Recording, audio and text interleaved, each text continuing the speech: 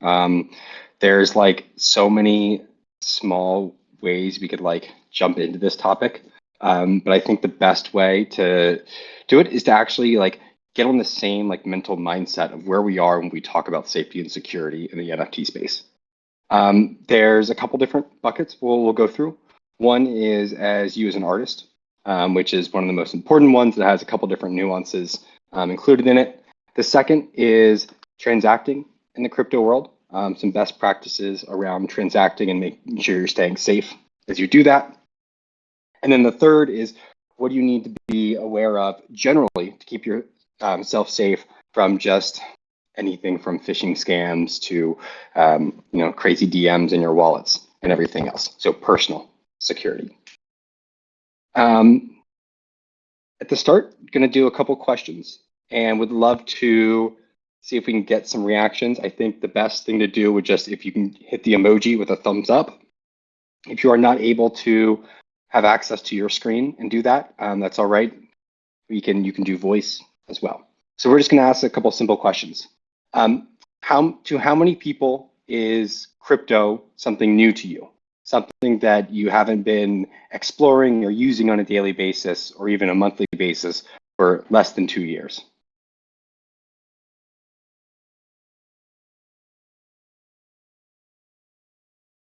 Okay, so we got a couple folks.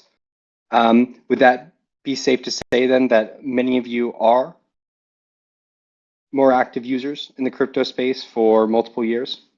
Yeah, okay, great, perfect. So next up, how many of you purchase or collect art as NFTs yourself? How many of you are collectors? Okay, that's probably the easiest question with, I'm expecting a 99% response rate. Okay, wonderful. And then lastly, how many of you own and use a hardware wallet?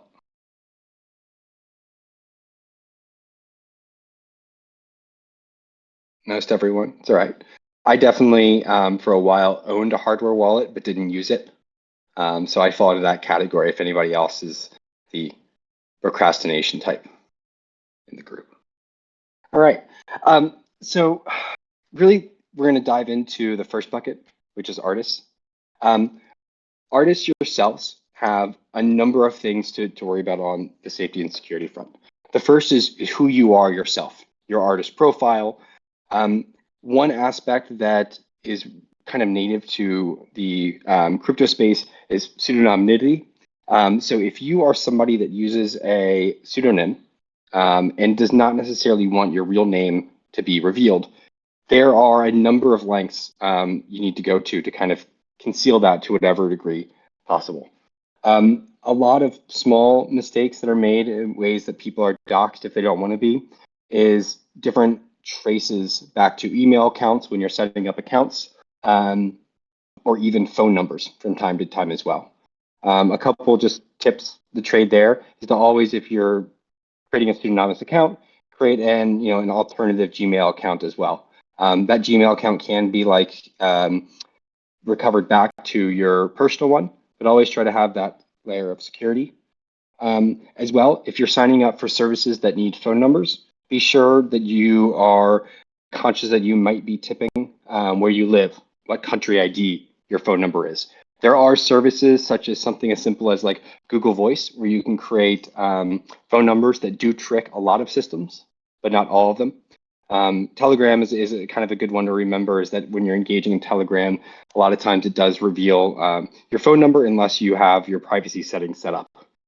Telegram also allows you to have privacy settings where people cannot call you. So they can't do different actions to try to reveal an area code or a country code as well for your phone number. If you're not a pseudonymous actor in the crypto space, there's also a huge level of interest in how do you protect yourself as a person, especially understanding the risks of cryptocurrency being a self-custody aspect.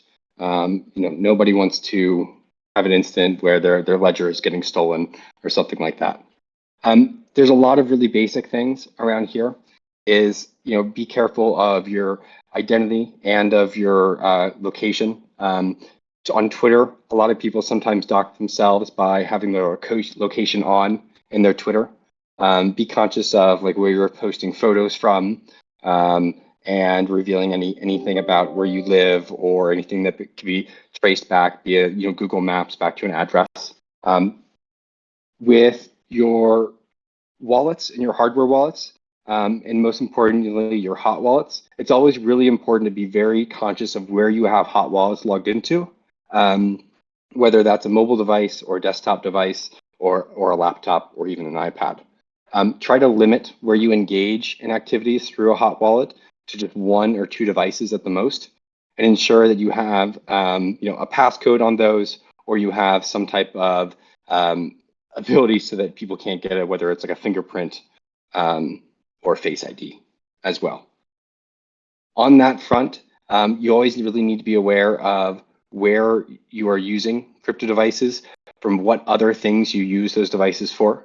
If you are constantly clicking into the dark web for some reason, and you're using that laptop also as the place where you're engaging in your wallet activities, you're much more likely to potentially have some type of malware on your computer or be exposed to something else.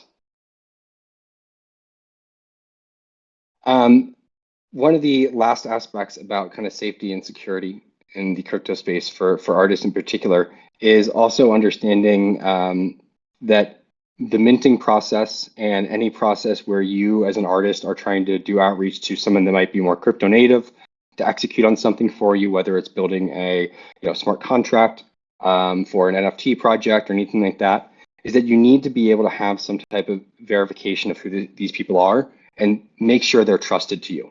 You don't want to end up building a smart contract that then executes a mint, and the developer you hired to do it has something that sends all the ETH to them.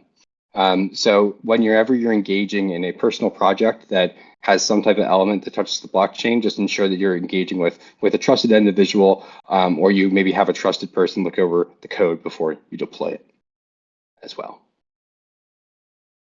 I'll pause there on the first bucket of artists in case anybody has any questions.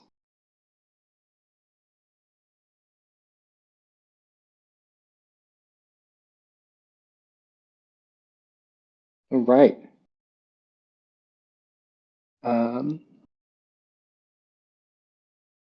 So from there, next we'll kind of go more into crypto safety and security more natively. I know actually later this week, you're going to have a great session where you're going to get onboarded to using a hard wallet. It's amazing to see that so many people already use one, or at least have one, collecting dust in the corner, which is actually where it should be. But there are a lot of basic things that happen today, day to day, in using crypto that really new attacks vectors are being discovered every day.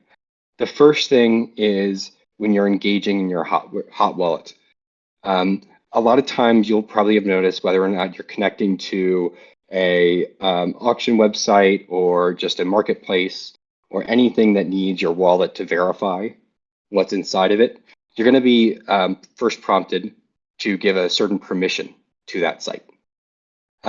You really need to read these. They're not terms of service you can click away. It's not like your latest update from Apple.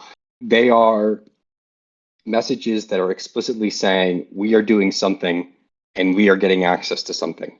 And that something happens to be your crypto wallet that might have NFTs in it, or just might have Ethereum or Tezos or funds in it generally that could be at risk.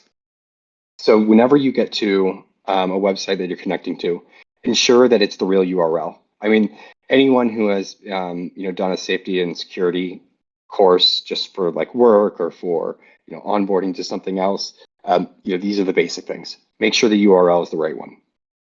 If you've clicked that URL from anywhere else, ensure there's no additional tracking behind it. There's not 2 ends in Coinbase, etc.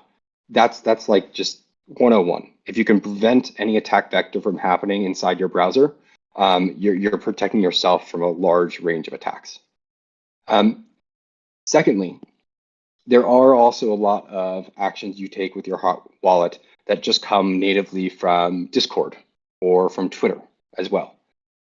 There are attack vectors where even if you click a random link, it could gain access to your wallet, or even just your password as well.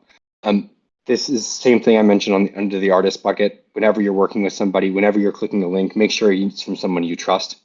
Even if it feels like as a matter of timeliness, even if it feels like it's a matter of like imperative that you engage with this right away, take the couple seconds to verify it. If it's something you saw on Twitter, search it in Google and see if it's real. If it's something you saw on Discord, make sure that Discord profile also has a Twitter profile. And always, always ensure that anytime you get a DM over any platform, you're not clicking on a single link. If someone's sending you a link through Discord, copy and paste it out with no formatting into like a draft email. So if you're on a Mac, it's literally just open up a draft email and Shift Command C, and then Shift Command D, and then copy it back out and put it into your URL. That'll strip all the formatting from that. I'm not sure like the Windows shortcut for it, but ensure that you're stripping formatting from any link that you're clicking that you're getting from an untrusted source. Next, there's actually unfortunately a range of attack vectors that have to do with NFTs that get airdropped to your wallet. This is one where actually a lot of wallets are really getting progressive about ways to stop this. They're having better filtering, better distribution for how you see everything in your wallet. And I actually know a lot of wallets are actively working on ways where they can automatically flag if there's anything malicious inside of an NFT, or just better flagging spam NFTs as well. How many people have heard of NFT attacks from airdropped NFTs? Just give a thumbs up. A couple people, yeah. So a couple of things. One, don't ever transfer an NFT that's in your wallet. Don't ever try to burn an NFT in your wallet. It might like visually, you're like, let me get all this crap out of here.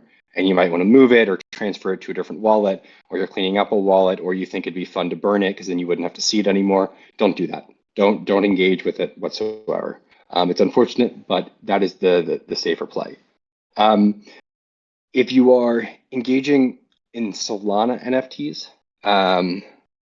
which I don't know if that's many people here, but Solana actually has a feature where if you burn an NFT, you actually get some gas back from it. Because if you burn like an actual Solana token, you get gas back for it. And like the Phantom wallet has a nice little perk if you do that. I wouldn't suggest you do that either. Same thing. Aether, you're asking why. So why? Because some of these NFTs actually have links in them when you click the permissions to like send it or share it or send it somewhere else. They actually execute other code within that action.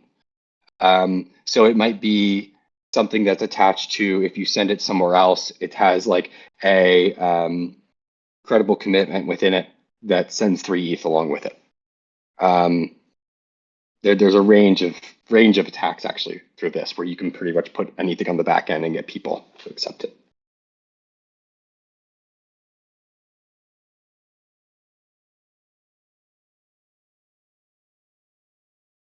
So Ivan, yeah, if you can unsolicit airdrop, it's best to leave it.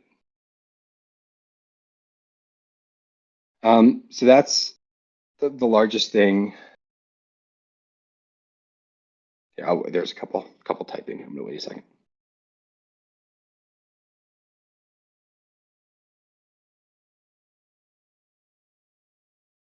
Evelyn, I wish I could help you on the no sound, but you can't hear me either. So there's not much I can do. Yeah, so Carolina, what is a hot wallet? A hot wallet is specifically a wallet that is stored inside of software, that can live on a mobile device.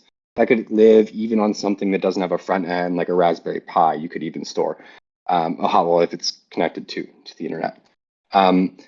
A hardware wallet is something that is a physical piece of hardware that you have to connect and unconnect to access trading in the internet.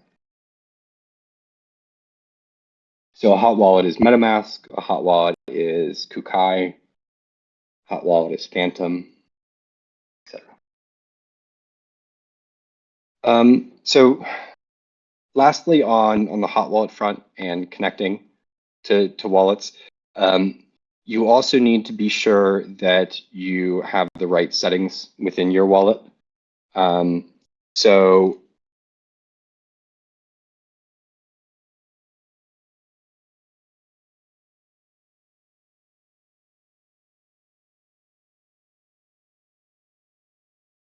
okay, I think I'm back. So when you have your settings in your hot wallet, make sure you have the proper aspects set up for your password. Don't just have like a pen letter password or favorite dog with your birth year as your MetaMask password. Use a service, set up two-factor identity through that service, and that's probably your best bet rather than having just a generic user-generated password to it. Store your private key consciously. I wouldn't recommend that you just have a file with a random word that only you know in your Google Drive that has your private key. If someone hacked you, they'd be able to find it just by doing like an image search. They won't actually look at the name of the file, even though we all love to think that keeps us safe. Personal opinion is to print it out. But also like be conscious of if you print it out as public printer. Otherwise, write it down, keep it safe as well. Second aspect within the settings of your hot wallets, you need to be aware of what RPC you're connected to, and also other aspects around slippage of trading. So if you are trading tokens within your hot wallet, some wallets have settings to where if you want to just swap, say, Tezos to Ethereum, but you want to do it faster than waiting longer, it might change your slippage tolerance to then you will be getting worse prices if you not set it to market rate.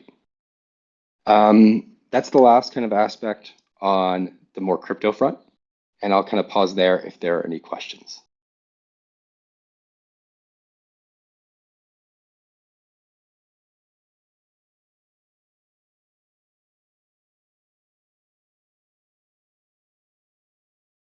Yes, that is correct.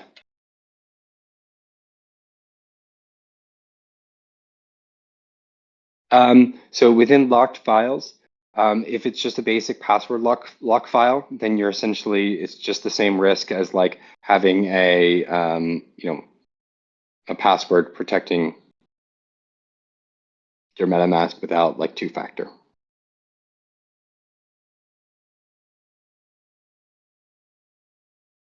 So it's not terrible. You're smarter than the rest, but it's not like it's actually providing that much less vulnerability.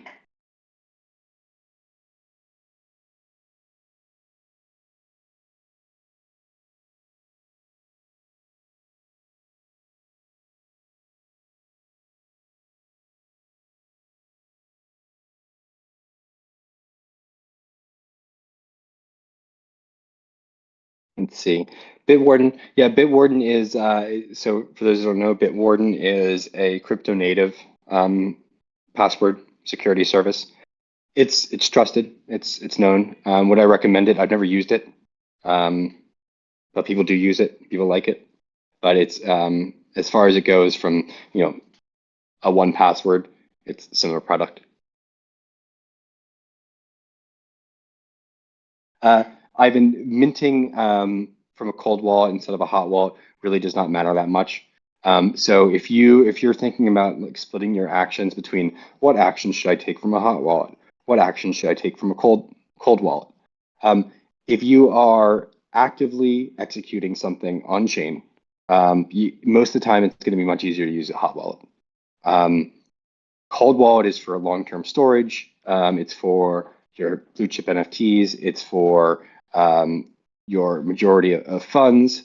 But it's fine to have a small amount of funds from time to time in the hot wallet, and even NFTs that you might have active for one reason or another. If you're minting overall, it's totally fine to do it from a hot wallet. Because really the issue with the hot wallet is that it's more susceptible to being attacked if you're like doing other activities on a computer that has your hot wallet set up.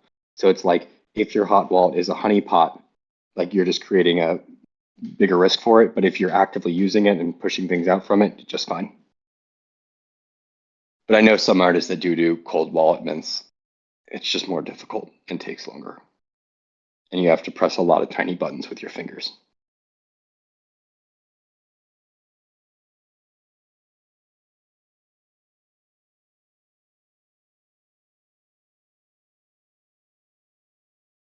Okay, I'll push on then to the final category, which is personal. This is all pretty straightforward.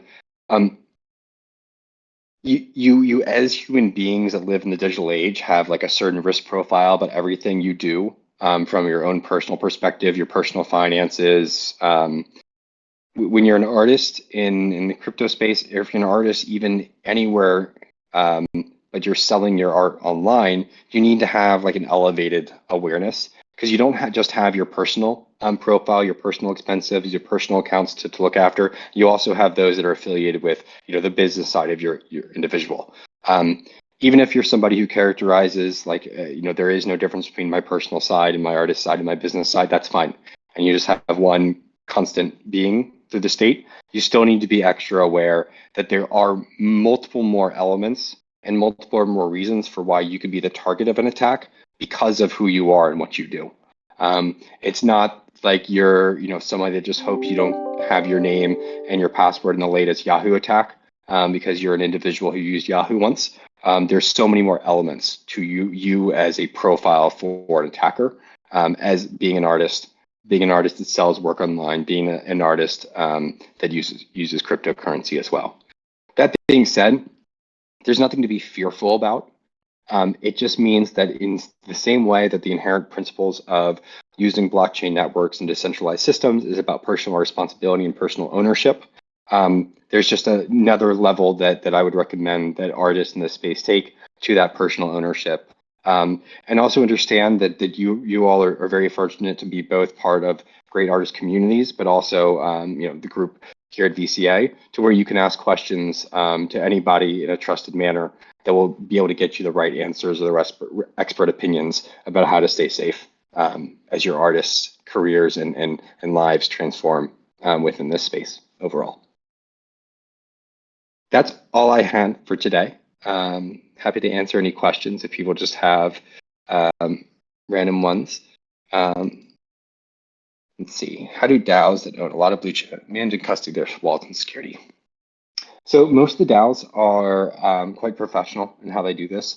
Whether it's a DAO that is part of a venture capital firm or it's people that have been operating the space for a while, they do it in a couple different ways. So if they're an actual DAO that essentially has a multi-sig, so a multi-sig is like a wallet that can allow multiple signatures to have to be engaged in order to access it. So it's like, you see those old videos of people, turning the keys to blow something up. The two keys have to turn at the same time. If they have something like that set up, they typically just use a product called Gnosis that has a safe product called Gnosis Safe. Actually, they just rebranded it just Safe. That really provides top-of-the-line custody for assets. They don't actually store the assets, but it's the software that actually allows you to manage it as a DAO. So most of the time, they're definitely just using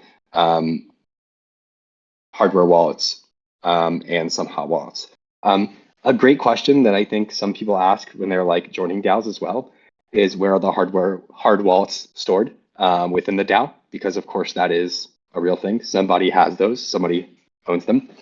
DAOs that might be a little less professional, that might not be as formalized, that might be just a group of friends that call themselves a DAOs. Really, what you're engaging, most likely looking at, is they're engaging in practices that look very similar to yours. They probably use a hot wallet too much, but not overly risky, and they probably use a hardware wallet to store their blue chip NFTs. Rereading your question one more time, I would say pretty much every organization will be storing their blue chip NFTs in a hardware wallet.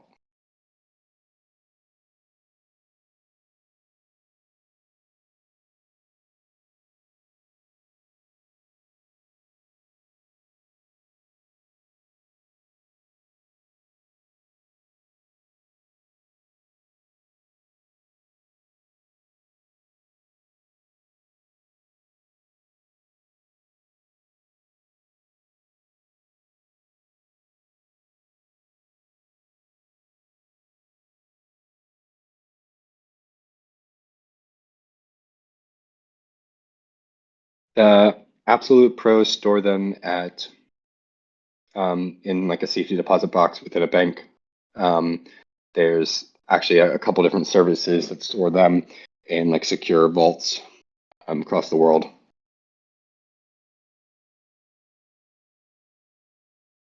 Emily, if you secretly have like all the blue chip NFTs in the whole industry and you're looking for where to store them, I charge by the hour, but I'm happy to. Yeah.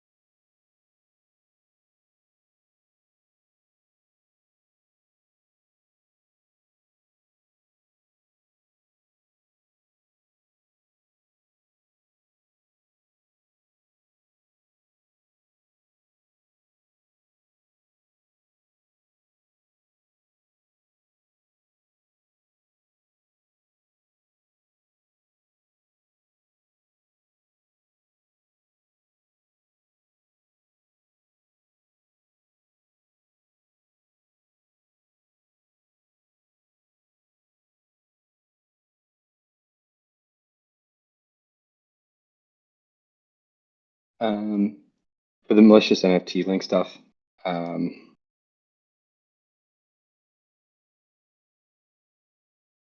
that's a good link just on that. For stripping the formatting is relevant to if you're clicking so if you copy and paste a hyperlinked, like a URL that's hyperlinked, and you haven't like right-clicked, verified that hyperlink is the same as the text in the hyperlink, that's the attack vector. If you want to just like first double check that the hyperlink is what it says in the text, then you don't need to copy and paste it. I don't trust I feel like somebody could actually like generate like the wrong URL like in that little box on Chrome for me. So I always do the copy and paste.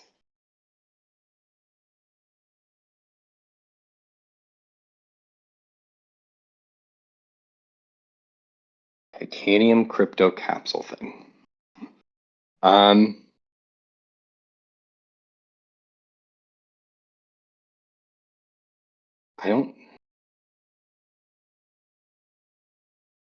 don't see why you couldn't take that through airport security. I wouldn't DHL it to myself.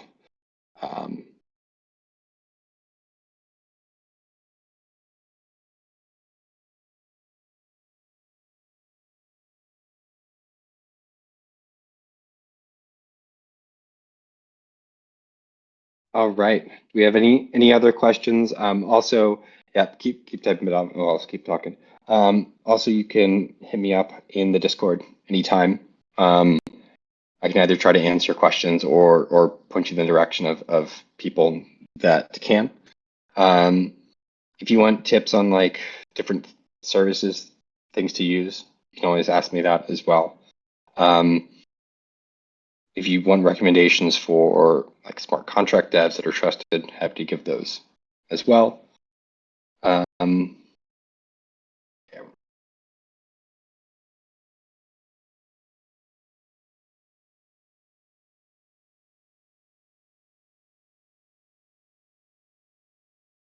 Yeah, I think maybe two ways to answer about artist anonymity. First is my addressing in the beginning section was more around just if there was anybody who was taking that choice to be anonymous. Here's some ideas around it. I think actually it is a truly personal choice, and there are many personal reasons why to go that direction versus having your normal name out there. I think also like especially in the creative and artistic world, like there are many creators that have had pseudonyms, writers and artists alike. And a lot of people had different reasons for that. Maybe it was about persecution of a person overall, or their race, or I think a lot of things that we see in the NFT space as well is around male artists versus female artists being treated differently in respects to price points. And so I think there's a lot of social pressures that people feel from time to time.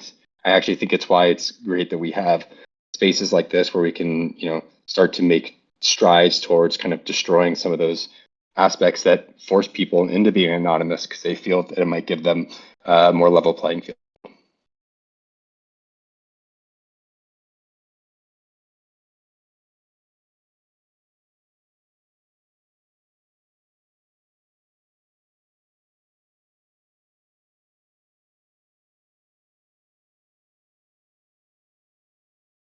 All right, and with that, I think we can conclude.